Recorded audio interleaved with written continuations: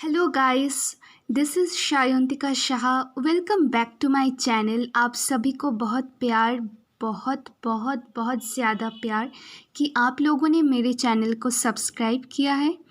तो आज का वीडियो मैं उन लोगों के लिए लाई हूँ जो पेपर वन का केवीएस मदान का बुक या कोई भी पेपर वन का कोई भी बुक नहीं खरीद पा रहे हैं for any reason it may be, और उन लोगों को सख्त ज़रूरत है पेपर वन का एक बुक।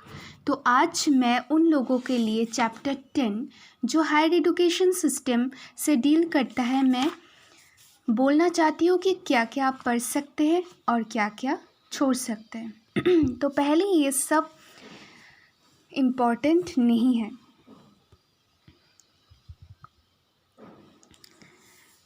फिर इम्पोर्टेंट में आपके वेदांगास हैं।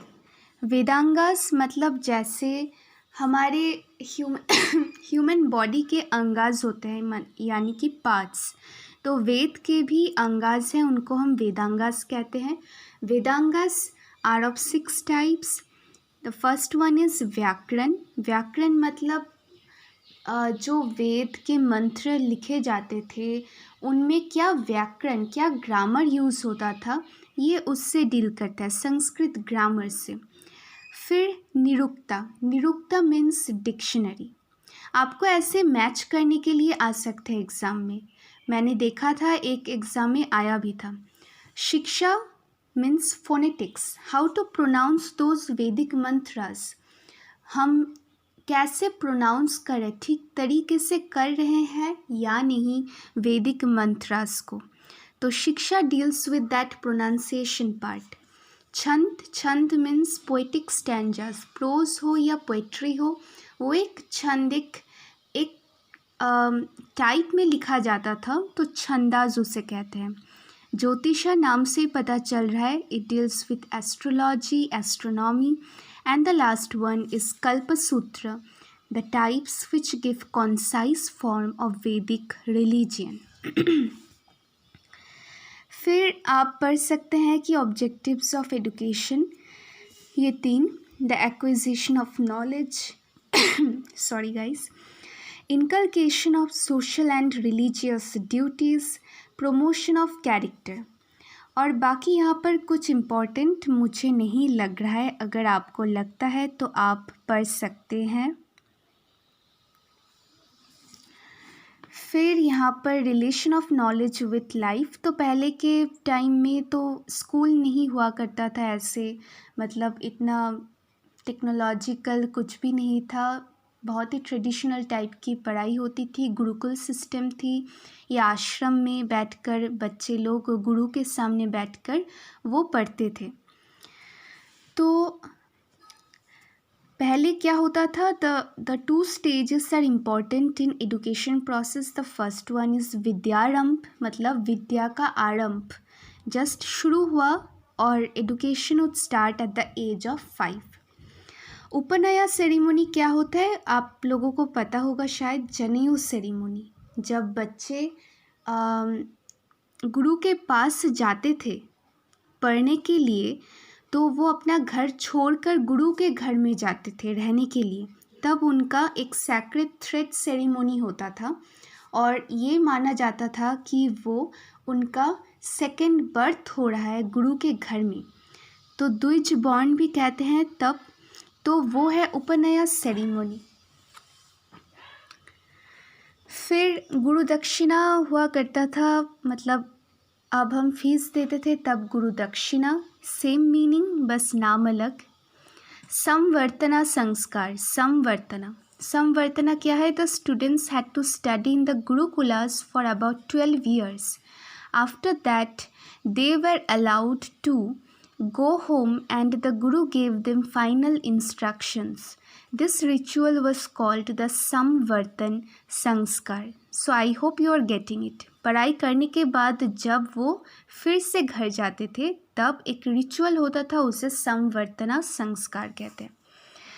फिर ये 3 टाइप्स के वेज में बच्चे पढ़ते थे। श्रवण मतलब पहले सुनते थे कि गुरु क्या कह रहे हैं, फिर मनन, फिर उसको लेकर चिंता करते थे, सोचते थे, और फिर निध्याध्यासन। निध्याध्यासन मतलब रियल लाइफ में हम कोई भी प्रॉब्लम हो तो वो जो हमने सीखा गुरु से वो हम कैसे अप्लाई कर पा रहे हैं, तो वो है द एप्लीकेशन पार्ट और the reflective part is the Nididhyasana. फिर वेदास में आपके 4 वेद मेन हैं। ऋग्वेदा जो कि सबसे पुराना वेदा है, it is the earliest work of all the Indo European languages. It is the praise of god, it is the book of mantras. ठीक है, Gayatri mantram touch the highest point of knowledge and sustain human souls. और Rigveda is a collection of 1117 hymns. So students आप ये याद रखिए, 1017 hymns. फिर Samaveda the book of chant, Yajurveda the book of ritual, फिर Atharvaveda the book of spell, मतलब जो यज्ञ होता था, जो तंत्र विद्या या यज्ञ, उसमें जो स्पेल जो मंत्र पढ़ना होता था तो वो अथर्ववेद में वो सब लिखा रहता था। Rigveda is also called the Rigveda Samhita. अच्छा, अब हम अबाउट वुमेन एजुकेशन के बारे में पढ़ेंगे। तो आपको पता होगा कि वैदिक एज को हम 2 टाइप्स में डिवाइड कर सकते हैं। एक है द प्री वैदिक एज, जहाँ पर लड़कियों को किसी भी तरह से, किसी भी अंश में, किसी भी फील्ड में लड़कों से कम नहीं आंका जाता था, लड़कों से कम नहीं कंसिडर किया जाता था। तो और लेटर वैदिक एज में लड़कियों को फिर कंट्रोल किया गया, उनको रिस्ट्रिक्ट किया गया कि नहीं, आप ये नहीं कर सकते हैं, आप घर में रहिए, आप चूल्हा चौका संभालिए, आपके लिए पढ़ाई नहीं है। तो आप सोचिए कि प्री वैदिक एज में कितना मॉडर्न था हमारा सोसाइटी। तो प्री वैदिक एज में 2 टाइप्स ऑफ एजुकेटेड वुमेन हुआ करती थी, सद्योदाहास और ब्रह्मवादिनी। सद्योदाहास वो थी जो मैरिज तक पढ़ाई कर सकती थी, फिर शादी होने के बाद वो पढ़ाई नहीं करती थी, वो उनकी मर्ज़ी थी, ये उनकी मर्ज़ी के अनुसार। और ब्रह्मवादिनी वो थे जो शादी मतलब वो जो मतलब सारा जीवन जितना उनका मन चाहे वो पढ़ाई कर सकती थी, वो यज्ञ में पार्टिसिपेट करती थी, वो हर सब कुछ करती थी, रिचुअलिस्टिक ऑपरेशंस या यज्ञ जो भी पुरुष करते थे वो भी करती थी। They are people who did not marry, वो शादी नहीं करती थी और सारा जीवन वो पढ़ाई में दे देती थी। And pursued studies throughout their lives. Women used to learn Vedas and Vedangas. Their involvement was more in reciting hymns which were necessary for the yajna or other ritualistic operations. Women sages were called Rishikas, और इनमें से famous कौन है? मैत्रेयी, गार्गी और भी है लोपामुद्रा। ये सब ब्रह्मवादिनीस थी, इन्होंने सारा जीवन पढ़ाई को दे दिया। फिर सब्जेक्ट्स इन वैदिक एजुकेशन, ये कुछ खास नहीं, इसमें से नहीं आ सकता है, पर फिर भी आप देख सकते हैं। बुद्धिस्ट एजुकेशन, ये आप देख सकते हैं, बुद्धिस्ट एजुकेशन से क्वेश्चंस आते हैं। बुद्धिस्ट एजुकेशंस में Lord Buddha delivered his first sermon in the village of Sarnath. तो आपको पता है कि बुद्धिज़्म के जो फॉलोअर्स हैं उनको क्या कहते हैं? उनको भिक्खु कहते हैं। भिक्खु मतलब वो भिखारी नहीं थे, पर वो प्रैक्टिस करते थे भिक्षा लेने की, ताकि उनका ईगो ख़त्म हो जाए। तो वो मिडिल पाथ, बुद्धा ने मिडिल पाथ सजेस्ट किया था to follow. Everyone was responsible for their own happiness in life, stressing upon the individualistic component of Buddhism. फिर पबज्जा सेरेमनी क्या होता है? A child would start his education at the age of 8 years after the Pabbajja ceremony that was open to all caste. तो Pabbajja ceremony Buddhism का है। तो यहाँ देखिए, bhikkhus, Buddhist monks and bhikkhunis, जो लड़कियाँ होती थी, Buddhist nuns were the main students. आप स्क्रीनशॉट ले सकते हैं। तो बुद्धिस्ट के जो भी राइटिंग्स थे वो किस लैंग्वेज में लिखी जाती थी? पाली लैंग्वेज में। आपको ये याद रखना पड़ेगा। वैदिक एज में संस्कृत यूज़ होता था, बुद्धिस्ट एज में पाली लैंग्वेज यूज़ होता था और जैनिज़्म के टाइम में प्राकृत लैंग्वेज यूज़ होता था।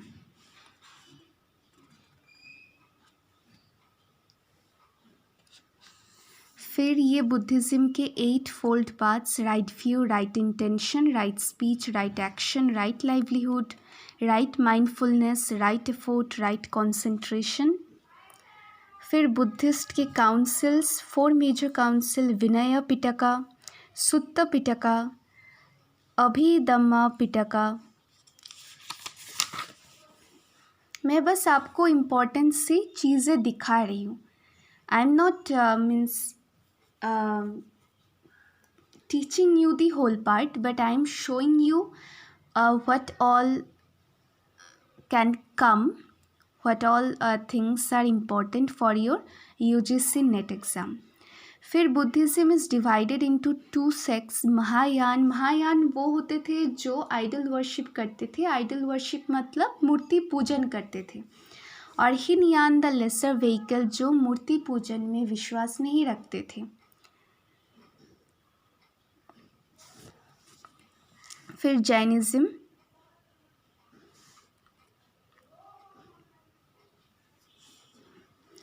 Education during Gupta period, post Gupta period. फिर यहाँ पर एक क्वेश्चन है, where and when was the second Buddhist council held? Second Buddhist council Vaishali में हुआ था। We can know about early Vedic period from the Rigveda. फिर टाइप्स ऑफ टीचर्स, यहाँ से क्वेश्चन आ सकते हैं कि टीचर्स को क्या क्या नाम से हम पुकारते थे अकॉर्डिंग टू देयर टास्क? आचार्य, उपाध्याय, चरक, गुरु, योजना सतिका और शिक्षका। एजुकेशनल इंस्टीट्यूशंस क्या क्या होते थे तब? गुरुकुल, परिषद, गोष्ठी, आश्रम, विद्यापीठ, घटिकास, अग्रहारास, मठ, ब्रह्मपुरी, विहारा। ये आपको याद रखना पड़ेगा। और अब आ रहा है हमारा main educational institutions of higher education during ancient India. तो पहले आ रहा है तक्षशिला यूनिवर्सिटी। तक्षशिला अभी पाकिस्तान में है, रावलपिंडी वहाँ पर है।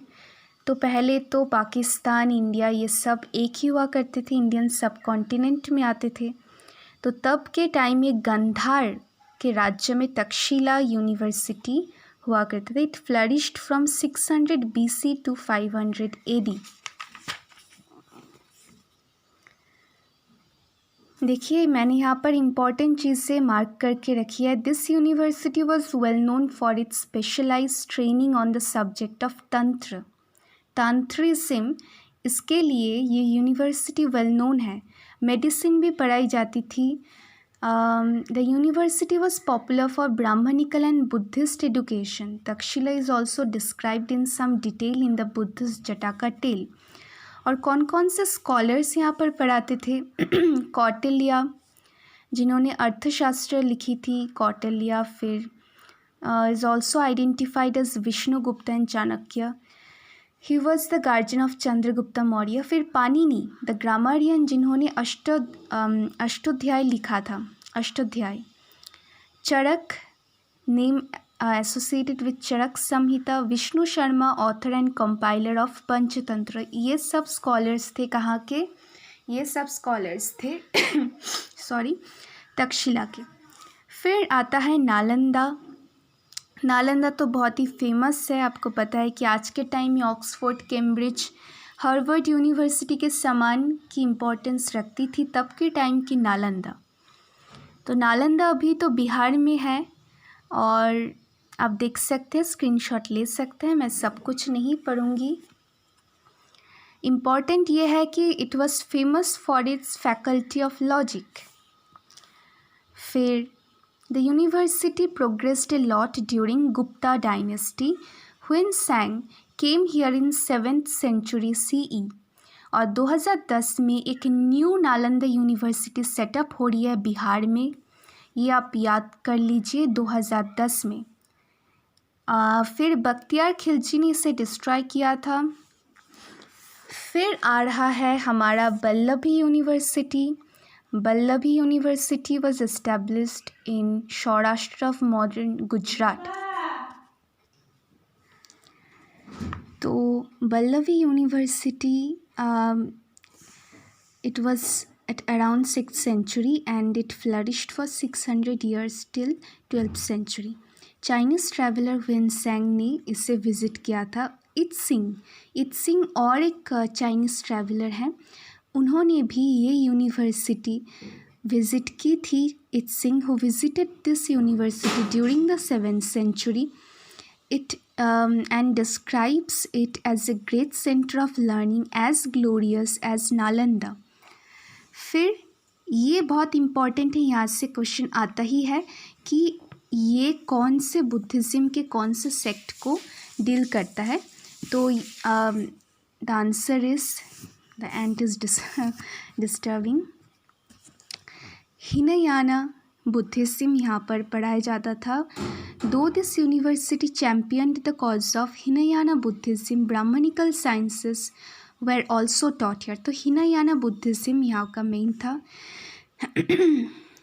Gunamati and Shrimati were the famous scholars graduating from the university. फिर विक्रमशिला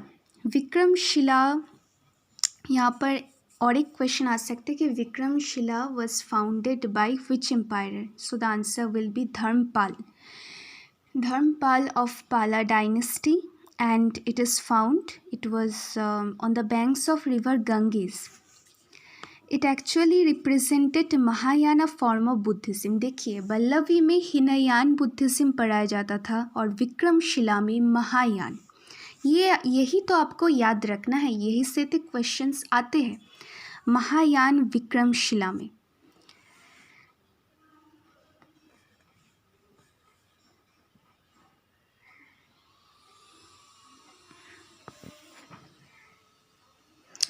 विक्रमशिला को भी बख्तियार खिलजी ने डिस्ट्रॉय किया था। Letter on tantra shastra gained prominence. तंत्र शास्त्र देखिए तक्षशिला में भी पढ़ाया जाता था और विक्रमशिला में भी लेटर ऑन, बट ये later on tantra shastra gained prominence. फिर Udantapuri was established by the king of Pala dynasty. उनका नाम था क्या?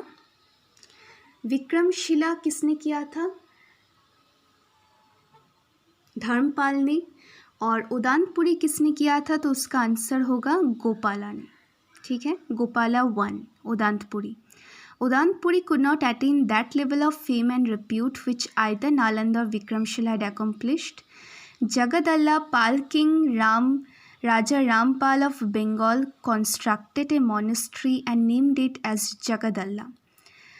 तो आपको एक क्वेश्चन आ सकता है कि कौन कौन सी यूनिवर्सिटी अभी इंडिया में है, तो वो होगा, आप एक फॉर्मूला से याद रख सकते हैं, वी एन जॉस। वी मतलब क्या? वी मतलब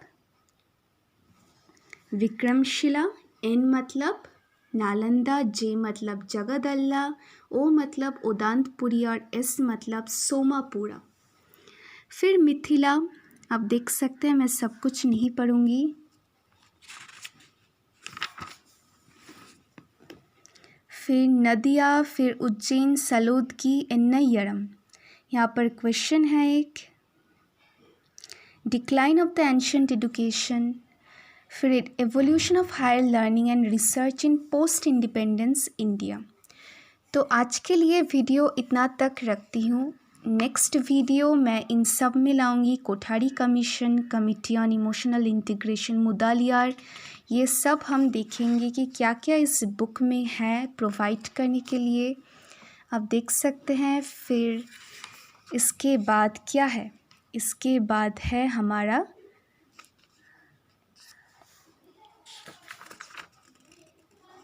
स्टेट यूनिवर्सिटीज़ देखिए, ये इम्पॉर्टेंट है, यहाँ से क्वेश्चन आता है। स्टेट यूनिवर्सिटीज़ कितने हैं, डीम्ड टू बी यूनिवर्सिटीज़ कितने हैं, सेंट्रल यूनिवर्सिटीज़ हमारे 50 है, और जो लेटेस्ट सेंट्रल यूनिवर्सिटी ऐड हुआ है वो तेलंगाना में ऐड हुआ है।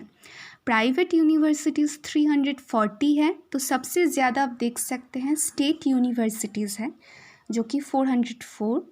डीम्ड टू बी यूनिवर्सिटीज़ जो अभी तक यूनिवर्सिटी टैग उनको नहीं मिला है, जैसे VIT बोले तो फिर बिट्स पिलानी, फिर वनस्थली, ये सब अभी तक उनको यूनिवर्सिटी टैग नहीं मिला है, बट बहुत अच्छे हैं। डीम्ड टू बी यूनिवर्सिटीज़ 126 है, सेंट्रल यूनिवर्सिटीज़ 50 है, प्राइवेट यूनिवर्सिटीज़ 340 है और total 920। The president of India is the visitor of all central universities. ठीक है, ये क्वेश्चन आ चुका है कि कौन विजिट करता है सेंट्रल यूनिवर्सिटीज़ को। The answer is president of India. Private universities deemed, ये देखिए रूसा के बारे में लिखा है। मेटा यूनिवर्सिटी का कॉन्सेप्ट ये इम्पॉर्टेंट है, मतलब दो यूनिवर्सिटीज़ मिलके कोई कोर्स करवा रही है। फॉर एग्जांपल दिल्ली यूनिवर्सिटी और जामिया मिलिया इस्लामिया। मेटा यूनिवर्सिटी मतलब अगर आप एक यूनिवर्सिटी में पढ़ रहे हैं तो आप दूसरे यूनिवर्सिटीज़ के बुक्स या वहाँ का लाइब्रेरी यूज़ कर सकते हैं, दो यूनिवर्सिटीज़ का एक साथ, तो वो है मेटा यूनिवर्सिटी कॉन्सेप्ट। तो हमारे इंडिया में अब बस दो ही यूनिवर्सिटीज़ इस कॉन्सेप्ट को चला रही है, वो है DU और जामिया मिलिया इस्लामिया। फिर यहाँ पर ये देखिए institutes of national importance, institutes of eminence, तो ये सब हम देखेंगे, पर आज का वीडियो इतना तक ही। I hope you like this. आपको कुछ तो हेल्पफुल लगा होगा इस वीडियो में, अगर लगा है तो प्लीज़ लाइक कर दीजिए मेरे चैनल को। बाय बाय, सब अच्छे रहिए। Have a very very very nice day.